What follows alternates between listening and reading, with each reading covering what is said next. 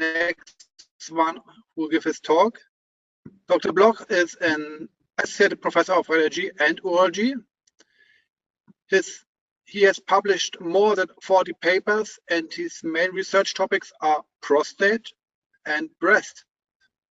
So he will give a talk about the anatomic intelligence of breast, a new assistant in confidence of the breast imaging. Dr. Bloch, it's your time for a talk. Thank you very much for your introduction. I would like to talk today about anatomical intelligence. This is a new tool to improve workflow and accuracy of breast ultrasound. At the beginning, I will just talk about what it is and then how it works. And then I will give some examples. And at the end, we will have a small discussion. Over the last 10 years, we have a few challenges for breast ultrasound. Screening breast ultrasound became more and more popular and was an increasing demand. In the United States, some states now demand screening ultrasound in patients with dense breasts, like in New York or in Rhode Island. We in Massachusetts do not do at the moment screening breast ultrasound, but this demand definitely increased the challenges in workflow and patient volume, screening and diagnostic. And the more patients you see a day, the greater the risk is for mislabeling. And those challenges are addressed with anatomical intelligence. What is AI? It is actually nothing else but a sophisticated GPS, which allows automated localization of lesions and also documentations where you did your scan. And that's how it helps to save time. It definitely removes subjectivity, reduces the labeling errors, and because everything is very objective in localizing the lesions, it helps also for follow-up exams because it is not user dependent.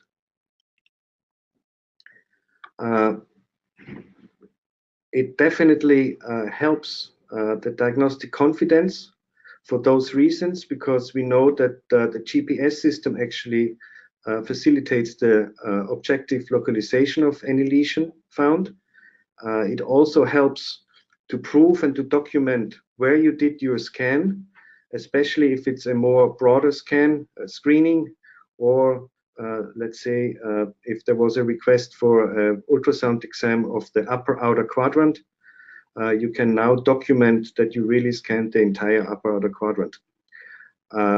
It also helps with the patient comfort, because overall the exam time is actually reduced, and the mattress we use for the GPS is actually very comfortable. I used it myself and I can confirm that.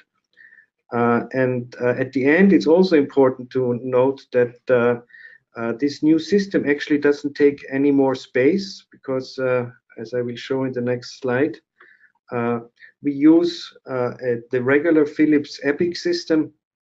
It's also available for Affinity, and the field generator, the GPS system, is actually integrated in that mattress, as you see in the middle of the slide. So we don't need any more space or any special tools except a modified EL18 probe.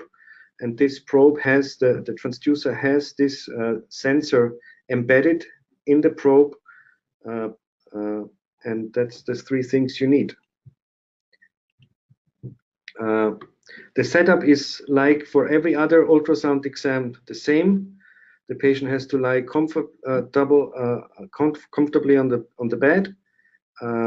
You want to position the patient as usual with the arm up, and then you place the cushion as you always do. There is no change in the preparation for the patient. There is only one thing you want to do. you have to, at the beginning of each exam, you have to make sure that the patient is positioned on the mattress in the right area. Also, this area is very broad because the sensor field is actually very wide. You have on the mattress, as you can see, I'll go back, sorry. As you can see here, on the mattress you have a blue line, so you know exactly where you want to position the breast with the nipple. Once you have done that, you actually have to use a registration program, and you just have to mark the nipple in sagittal and transverse position. Then you mark the edges of the breast. This is a real-time video, so you can see it actually happens all within 10-15 seconds.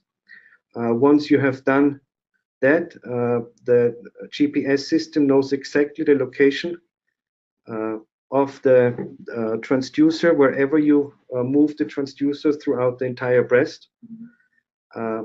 And what you can see here also is that therefore it's actually impossible to mislabel left and right breast, because you cannot call that left breast if you register for the right breast. I always go back, once the registration is done, I will go back to with the transducer to the nipple to confirm that I'm in the right location and the GPS is registered correctly. Let's start with the screening application. As you can see here on the slide, you can move the transducer throughout the breast, first in horizontal and then in vertical sweeps. And I'll show now a small video showing that process. Here you can see in the video that you can actually follow the transducer in the image itself, and on the side, on the left lower bottom, you see actually that the breast is, according to the transducer location, actually painted, and that's how you can document very clearly and comfortable without any addition. This is all automatically done.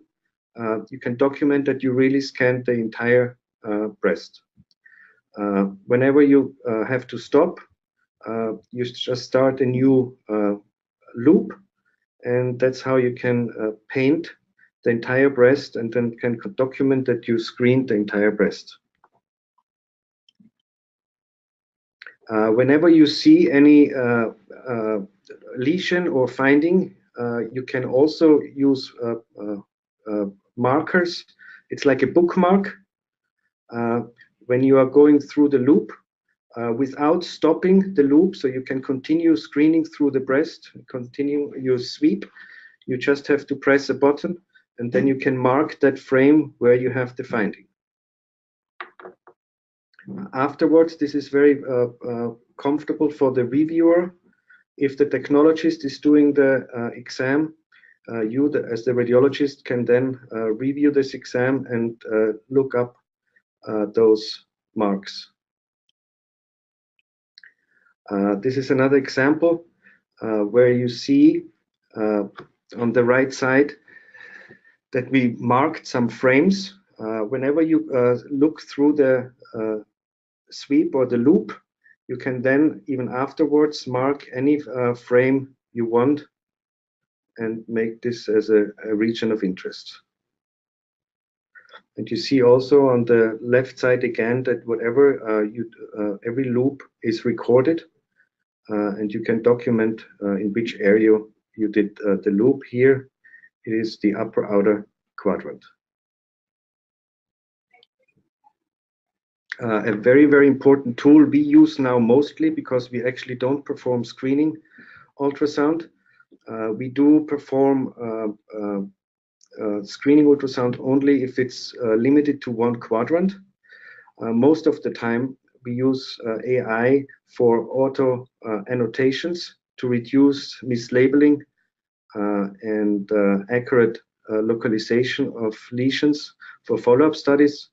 Whenever you see a finding, you just have to click on this auto annotate button, and the system gives you automatically an accurate location, clockwise and distance from the nipple. In our first pilot study, this was very, very accurate, and follow-up studies were definitely much easier because the location was more objective than done by the technologist. It's also less dependent on the view and the angle of the technologist, who sometimes, due to the angle, is sometimes difficult to precisely say this is 1 o'clock or 2 o'clock. But since we registered that automatically at the beginning, the clock is much more precise. The clock location is more precise with the on annotation than if it's manually.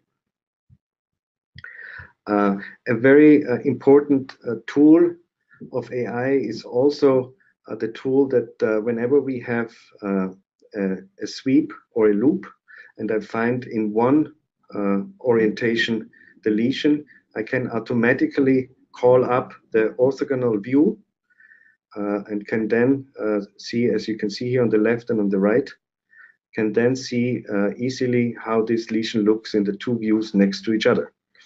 And there is always this transducer sign in the left lower area, so I can really see this was in this orientation and this was in the sagittal orientation.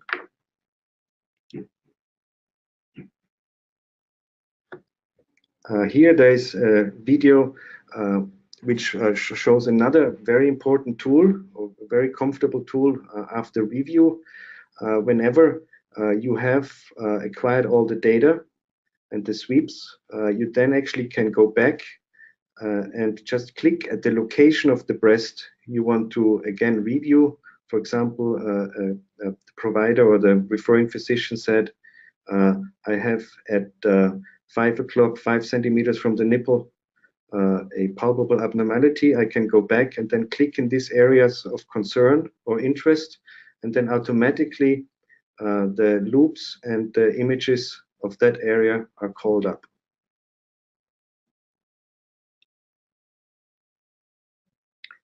These are now examples of patients. As you can see, we acquire here automatically a loop through different areas of patients. And whenever we find a region of interest, we can hold and review this this area in orthogonal views. With we can mark these images and can review the lesion. Here is another example. This is an example where we used automated localization, and as you can see, the transducer, you always see the transducer position as it is. So if it's oblique or radial or anti-radial, this is always shown for each single frame, and it gives you automatically the position also in the distance from the nipple and the clock location. This is another example where you can see where the transducer is placed and automatically the annotation provided by the GPS system. This is another example, especially in the periareolar area. This is very, very useful, and we found that it's much, much more accurate when you do the automated annotations with GPS. Those who do breast ultrasound regularly know that, especially around the nipple, it is sometimes very, very confusing. Is this at 9 o'clock or at 6 o'clock when it's very close to the nipple? Because you move the transducer manually. With the AI, it's much, much more accurate because the system really registers the orientation of the transducer and the location automatically. This is definitely one region, also in the axilla, where it's very, very helpful to have more accurate distance from the nipple and orientation from the transducer and clock position. The conclusion would be that using AI definitely helped us. So we are using it now for a little bit over a year. we had not one mislabeling, which is actually in clinical practice very important, because we all have this experience. Sometimes we don't check the screen when we come to scan the patient again after technologists scanned the patient, and then we miss that actually the right breast lesion is still labeled as left breast lesion, and this has this goes into the medical record. It's very difficult to erase those images or to change those. This takes time.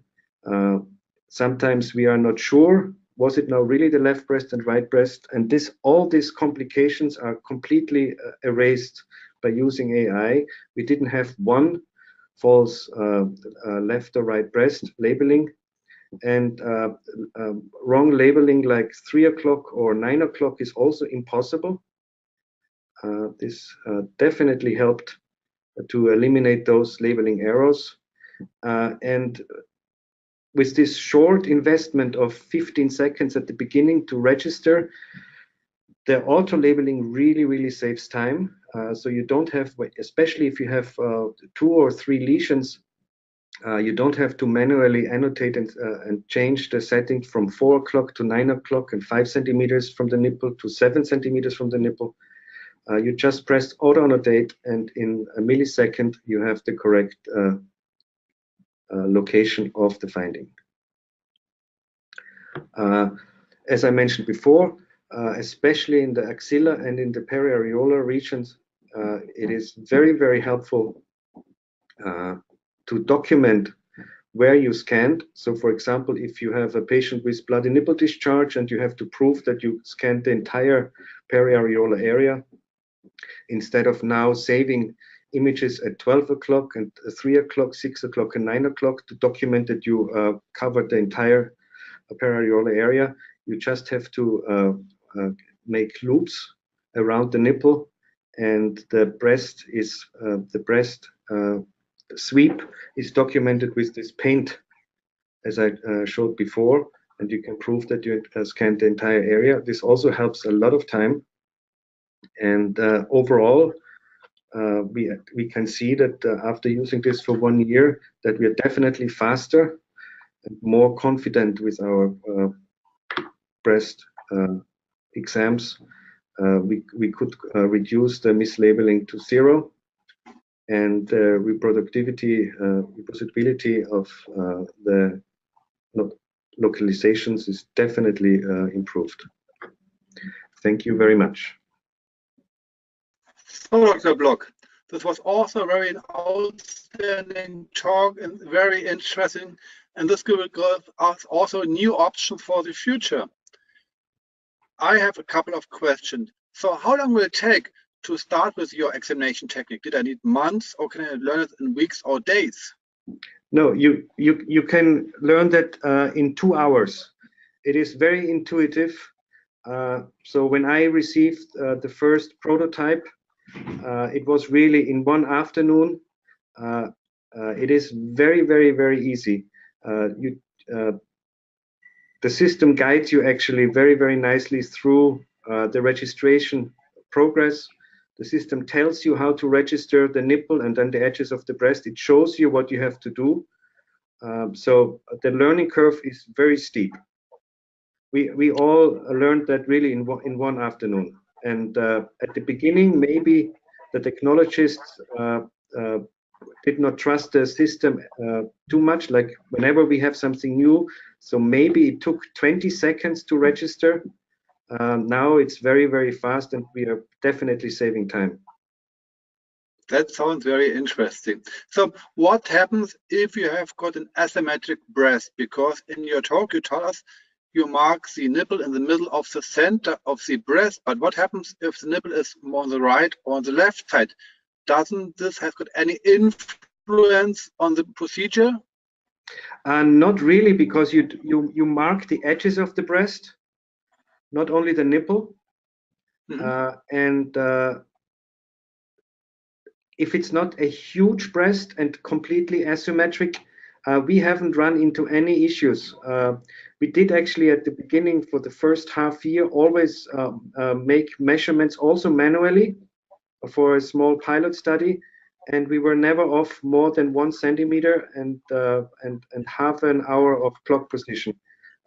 Once you have, because it doesn't really matter if you mark the nipple and then the edges of the breast, the system knows where you are in relation to the nipple. And the clock position does not change, even if you have a very asymmetric breast. So last week I had a discussion with our IT department. So they told me, Clement, you kill our packs because you send so much clips in the packs and there's so much data. So is there any chance to minimize the amount of data during the examination? Yes, absolutely. So first of all, you don't have to send all your loops and all the clips to packs. Once you review